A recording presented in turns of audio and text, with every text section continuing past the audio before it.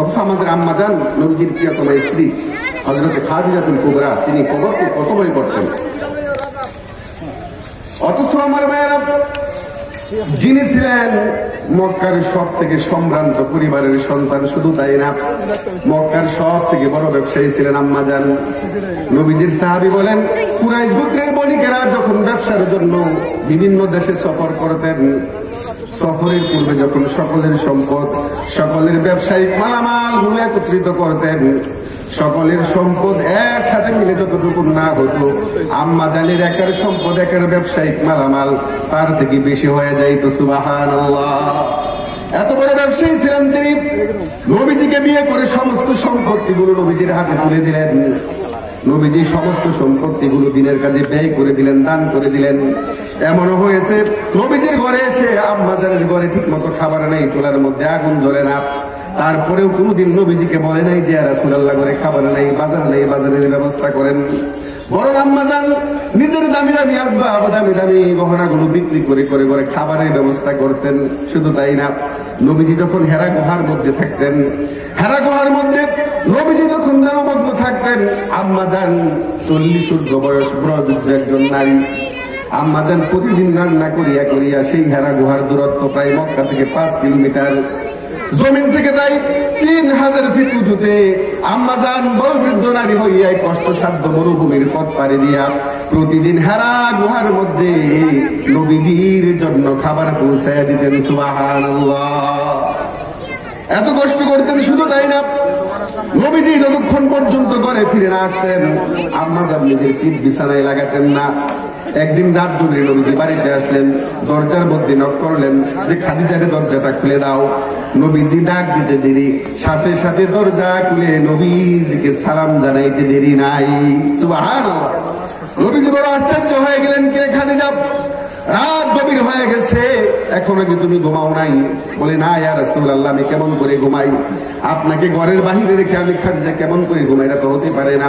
ইয়া রাসূলুল্লাহ, মক্কার সমস্ত কাফির বেঈমান গুলো হলো আপনার দুশমন, তারা আপনাকে মারার জন্য, হত্যা করার জন্য ষড়যন্ত্র করে। আমি খাদিজা যদি ঘুমায় যায় আর আপনি যদি রাত গভীরে বাড়িতে আসেন, আমার যদি দরজাটা খুলতে দেরি হয়, কাফের বেঈমানেরা যদি এই সুযোগে আপনার উপরে আক্রমণ করে বসে, আমি খাদিজা তো সহ্য করতে পারবো না। ইয়া রাসূলুল্লাহ, এই কারণে আপনি যতক্ষণ ঘরের মধ্যে ফিরে না আসেন, আমি খাদিজা ঘুমাই না, আপনার জন্য আমি খাদিজা অপেক্ষা করতে থাকি। সুবহানাল্লাহ। খাদিজা কেমন করে অপেক্ষা করো? আম্মাজান বলে, ইয়া রাসূলুল্লাহ, যতক্ষণ আপনি ঘরের ফিরে না আসেন, আমি কখনো ঘরের খুঁটির সাথে, কখনো দরজার সাথে হেলান দিয়া দিয়া ঘুমাই। সুবহানাল্লাহ। যাতে করে একবার ডাক দেওয়ার সাথে সাথে দরজাটা খুলে দেই। নবীজি আবার আম্মাজানকে ধরে ধরলেন। নবীজি লক্ষ্য করে দেখলেন আম্মাজানের পিন্দনের মধ্যে যে কাপড়টা, ওই কাপড়টার মধ্যে এত পরিমাণ তালি যে নতুন করে ছিঁড়ে গেলে আর তালি দেওয়ার জায়গা নাই। নবীজি আম্মাজানকে ধরে ধরে বললেন, এই খাদিজা, দিনের জন্য এত কষ্ট করতেছো, সমস্ত সম্পত্তি গুলো আমার হাতে তুলে দিলাম, কোনদিন জানতেও চাইলেন আমি তোমার সম্পদ গুলো কি করলাম, আর এখন দেখতেছি তোমার পিন্দনের কাপড়টা ছিঁড়ে গেছে, তুমি তো আমার কাছে একটা কাপড় চাইলে না যে রাসূলুল্লাহ একটা কাপড় কিনে দেন। আম্মাজান বলে, ওগো নবীজি, আমি জানি এই মুহূর্তে আপনার হাতে টাকা নাই, পয়সা নাই, আমি যদি কাপড় চাই আর আপনি যদি কিনে দিতে না পারেন, তাহলে তো আপনি আমি খাদিজার থেকে আরো বেশি কষ্ট পাবেন। সুবহানাল্লাহ। আমার ভাইরা, আম্মাজান নবীজিকে বললেন, ইয়া রাসূলুল্লাহ, ইয়া হাবিবাল্লাহ, নবীজি, দুনিয়ার কষ্টের জন্য আমার কোনো দুঃখ নাই, আমার কোনো আফসোস নাই, কিন্তু নবীজি, আমার মৃত্যুর পরে আপনার কাছে আমি 3টা জিনিস চাই, বলেন দিবেন কিনা? নবীজি বললেন, খাদিজা, কি চাও বলো? ইয়া রাসূলুল্লাহ, ইয়া হাবিবাল্লাহ, নবীজি, আমি খাদিজার যখন মৃত্যু হয়ে যাবে, বাজারের তথাকথিত কোনো কাপড় দিয়ে আমাকে কাফনের কাপড় বানাইয়া দিবেন না। ওগো নবীজি, 1 নম্বরে চাই আপনার গায়ের জুব্বা দিয়া আমি খাদিজার কাফনের কাপড় বানাইয়া দিবেন। সুবহানাল্লাহ। ওগো নবীজি, সময় সংক্ষিপ্তের কারণে তাড়াহুড়া করতেছি। ওগো নবীজি, 2 নম্বরে আমি চাই আমি খাদিজার জন্য যেই কবরটা খোঁড়া হবে, ওই কবরের চতুর্পাশ দিয়ে আপনি একটু হাত দেন।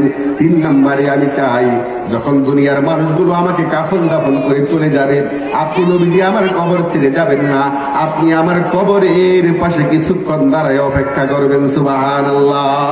নবীজি আবার প্রশ্ন করলেন, খাদিজারে, আমার জুব্বা দিয়ে যদি তোমার কাফনের কাপড় বানিয়ে দেয় তাহলে তোমার কি লাভ হবে?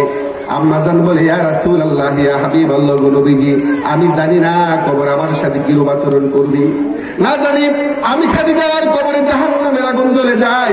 ইয়া রাসূলুল্লাহ, ইয়া হাবিবাল্লাহ, নবীজি, আমি খাদিজার জাহান্নামের আগুন সহ্য করতে পারবো না।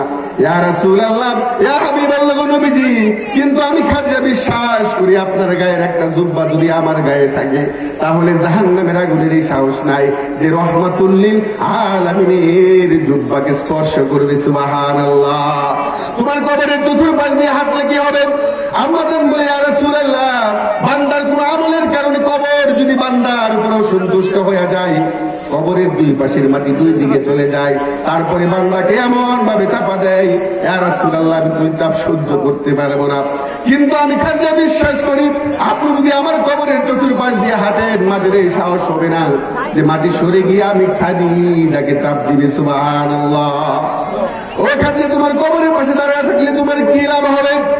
আবার আম্মাজান বলে, ইয়া রাসূলুল্লাহ, ইয়া হাবিবাল্লাহ, আমার বড় ভয় হয়, না জানি আমি মুনকার নাকিরের প্রশ্নের জবাব দিতে পারি নাকি না পারি, আমি জানি না। ইয়া রাসূলুল্লাহ, আমি খাদিজা যদি কোনো কারণে আটকে যাই, প্রশ্নের জবাব যদি দিতে না পারি, তাহলে আমি খাদিজার পক্ষ থেকে আমার প্রশ্নের জবাবগুলো দিয়ে দিবেন। সুবহানাল্লাহ। আমার ভাইরা, ঠিকই আম্মাজান যেদিন ইন্তেকাল করলেন, নবীজি নিজেই জানাজা পড়ালেন, নবীজি আম্মাজানের লাশটা কবরে রাখলেন। কিন্তু চেহারাকে যখন কিবলার দিকে করে দেয়, চেহারা কিবলার দিকে থাকে না, আকাশের দিকে উঠে যায়। সুবহানাল্লাহ বলেন। নবীজি আবার চেহারাটাকে কিবলার দিকে করে দিলেন, চেহারা কিবলার দিকে থাকে না, চেহারাটা আকাশের দিকে উঠে যায়। নবীজি আবার চেহারাটাকে কিবলার দিকে করে দিলেন, চেহারা আবারও কিবলার দিকে থাকে না, আকাশের দিকে উঠে যায়। এবার নবীজি চিন্তায় পড়ে গেলেন, পেরেশানির মধ্যে পড়ে গেলেন। নবীজি কান্না শুরু করে দিলেন যে কিরে আমার খাদিজার কি হলো, আমার খাদিজার চেহারা কেন কিবলার দিকে থাকে না? আল্লাহ রাব্বুল আলামিন জিবরাইল আমিনকে ডেকে বললেন, এ জিবরাইল, যা যা, জলদি করে যা, আমার হাবিবের কান্না আমি আল্লাহ সহ্য করতে পারি না।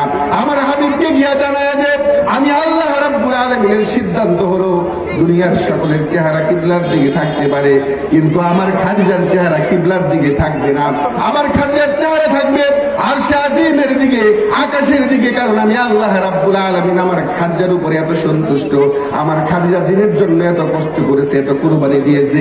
এ জিবরাইল আমিন, যা, জলদি করে যা, আমার হাবিবকে গিয়া জানায় দে আমি আল্লাহ রাব্বুল আলামিনের সিদ্ধান্ত হলো আমার খাদিজার চেহারা থাকবে আরশে আজিমের দিকে, আমি আল্লাহ রাব্বুল আলামিন আরশে আজিম থেকে সরাসরি আমার খাদিজার চেহারা দেখতে চাই। সুবহানাল্লাহ।